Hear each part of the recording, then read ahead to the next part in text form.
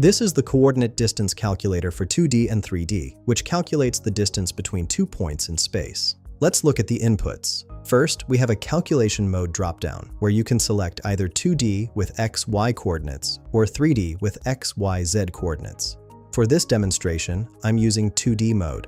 Below that are 6 coordinate input fields, x1, y1, and z1 for the first point, and x2, y2, and z2 for the second point.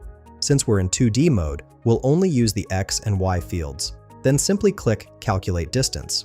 For our example, I've entered x1 equals 10, y1 equals 10, x2 equals 10, and y2 equals 10. These are identical points, which gives us our results. The distance shows 0.000 units, which makes perfect sense since both points are at the exact same location. The midpoint is displayed as 10,000, 10,000, which is correct since the midpoint between two identical points is simply that same point. This calculator is particularly useful for verifying coordinates in CAD drawings or analyzing spatial relationships in engineering designs. Find the link in the description below.